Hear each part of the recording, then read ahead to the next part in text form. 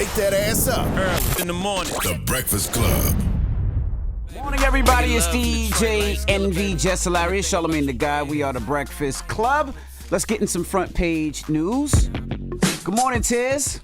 Good morning, DJ NV, Jess Hilarious, Charlamagne the Guy. Peace, Ted. All right, well, let's jump right into it. Let's start off with Nikki Haley. Yeah, so no surprise, she has got out of the race. She suspended her campaign for president. Let's take a listen. After winning only one state on Super Tuesday, former South Carolina Governor Nikki Haley bowed out of the presidential race. I am filled with the gratitude for the outpouring of support we've received from all across our great country.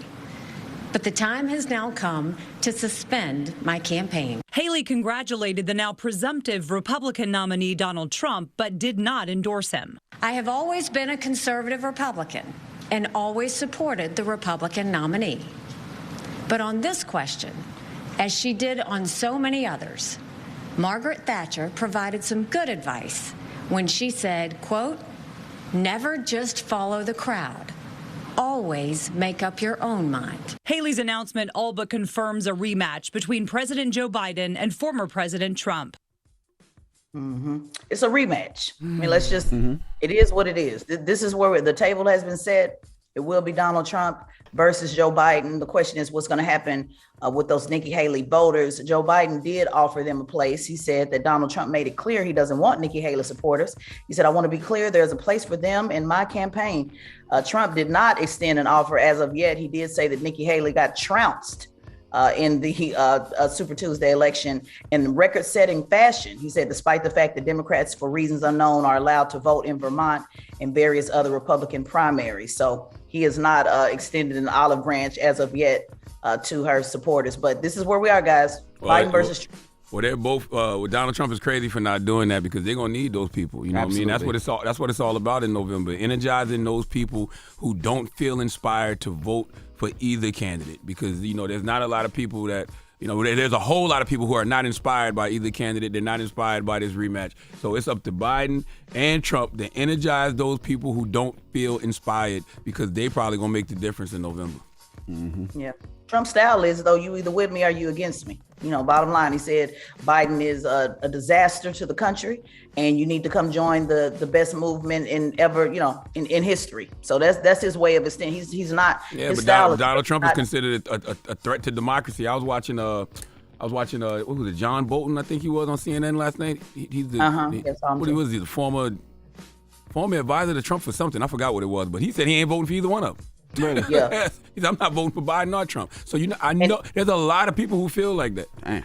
Yeah, I saw that too. And he was saying he just can't go against his conservative values to vote for Joe Biden, but he certainly can't align, with Trump as well. But this is where we are. People are going to have to make a decision. I think it's important, though, we also talk about local and state races. Like, there's a lot of races that are still happening. So for those who are saying, well, I just can't vote for Biden or Trump, I would hope that you would still think it's important for governors, Congress, city council, sheriffs. Those positions are up as well. Those are positions you have to vote in. So it's going to be a tough road ahead. So Joe Biden will be doing the State of the Union address tonight at 9 p.m. Eastern Standard Time.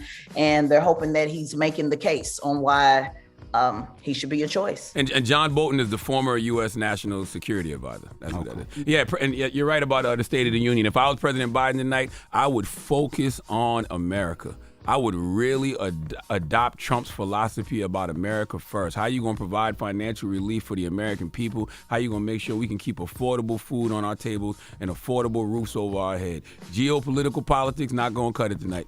We don't want to hear about more money being sent to other countries. He needs to talk about how he's going to provide financial relief for America. Do you think he should address Trump and make the comparison or leave Trump out of the conversation? I'm gonna be honest with you. I don't think it matters. I think Democrats doing that, focusing on Trump, is pointless. They need to focus on those people who are not inspired to get up off the couch in November. I told y'all millions of times. It's about Republicans who are the crooks this year. It's about Democrats who are the cowards because they don't fight enough. And it's about the couch, and that's voter apathy. They need to focus on those people on the couch, because you ain't changing none of the people that support Trump's mind. Nope. That's not happening. No, that's for sure. At all. So going after the people who supported Nikki Haley, going after those independents, going after those hypothetical swing voters they always chasing, that's who they need to focus on. All right. Well, that is front page news. What are we talking next hour, Tez? Yeah, we're talking. So New York, now you see M16s, on your subway with the National Guard now patrolling the NYC Subway is a new crime initiative that the governor's rolled out. I want to talk about that. I think that's really interesting, guys. So we're going to talk about that at 7:00 to see if they're doing too much or if it makes you feel safer. Okay. Where the hell you get a whole plate from, Jess Hilarious? Oh, I made me a salad this morning. Oh. But to the front page news, this is blasphemy. What? What's blasphemy? She just don't worry. Get it off your chest. 800-585-1051. It's the Breakfast Club. Good morning. Wake that ass up. In the morning. The Breakfast Club. Everybody, it's DJ NV, Jess Hilarious, Charlamagne the Guy. We are the Breakfast Club. Let's get in some front page news. What's up, Tez? What's going on, DJ NV? Jess Hilarious, Charlamagne the Guy. Hey, girl. Let's jump right into it. Let's talk about the subway and all the crime that's going on in the subway. Yeah, I can't wait to get your response on this, guys, with you guys being in New York City. Now you'll see the National Guard armed with M16 as a part of the new plan to fight subway crime. Let's take a listen. There were M16s, part of the governor's 5-part plan announced today aimed at combating subway crime. 750 National Guard soldiers, 250 state troopers and MTA police, and more random bag checks. To those who are feeling anxious whenever they walk through those turnstiles, we will stop at nothing to keep you safe. Some riders, though, not sure if it'll have the intended effect. Wow, I didn't think it was at the point of National Guard needed. More nervous because I feel like it's more of a threat happening versus just the police. So I don't think the National Guard would be a good idea. Concern, harkening back to like 9/11. Feels like a huge overreaction and overreach. Donna Lieberman is the executive director of the NYCLU. Calling out the National Guard in response to some incidents is not the way to go. Mm-hmm. Now, the governor wants to give the judges more power for repeat offenders by creating a new early warning system for repeat offenders and wants them banned for 3 years if they've been convicted of a violent crime. Here's what she had to say and what Michael Kemper had to say, who is the chief of transit. We know who they are. They'll flag the criminal history at the time of arrest, so it can be fully considered when decisions regarding charging and bail are made. Why are we arresting people 100 times? And once we make the arrest, why are they back out within a day or two sometimes? So the experts say that involving the National Guard is not sustainable. It's only going to last a few months. So they're saying, what's the point in doing it? It's just making folks anxious. The governor did say the cameras will be on every car by the end of the year and in every conductor booth. And some of the resources will be spent to make the system safer. And Mayor Eric Adams said the overall crime is down. He said double-digit decreases in subway crime since February 2024. Some folks say that NYPD should have gotten the $20 million to put more officers on the subway opposed to, giving it to the National Guard. So what do you guys think? Let me give the 5-point crime plan so we can talk about it. 750 National Guard members, 250 MTA and state police, new cameras, point 2, 3, $20 million to expand mental health teams, 4, improve coordination, and 5, ban on repeat offenders. What do you guys think? Are they doing too much or is this a good thing? Well, I think there's long-term solutions and short-term solutions. This is a short-term, temporary solution that may or make things better or it may make things worse. I love number 2 on here, which is the $20 million to expand mental health teams because I always want to get to the root of the problem. And the root of the problem is, dealing with poverty. The root of the problem is getting folks proper access to mental health care. That's how you reduce, crime anywhere. When you provide people, resources to put food on their table and a roof over their head, and you provide them resources to have proper, access to mental health care. But that's the long-term solution. But, America does not know how to solve problems long-term. Mm-hmm. Yeah, I mean, I will say this, though. I mean, you look at airplanes and airports, right, and they say they get about, I'm looking right now, they said about 1.73 million people fly daily, right? Then you look at the New York City subways, and it says about 2.4 million people ride the subway. There's no protection for those people on the subway. Yesterday, the conductor got bashed in the head with a bottle. Like, it's no protection. I don't ride the subways. I don't. My kids don't ride the subway. It is not safe down there. People get cut down there. You hear about stories, people getting pushed onto the track. It's very dangerous, and there's no protection. There's not enough protection for people there. So if you can have protection in the airport and make people go through all types of devices, and there are armed guards at the airport, Why not in a place with Subway where they have more people than the airports? That's just how I feel. Yeah, I don't believe they're saying they don't want protection. They just feel like this might be an overreach because it's 1,000 National Guardsmen they putting in the subways?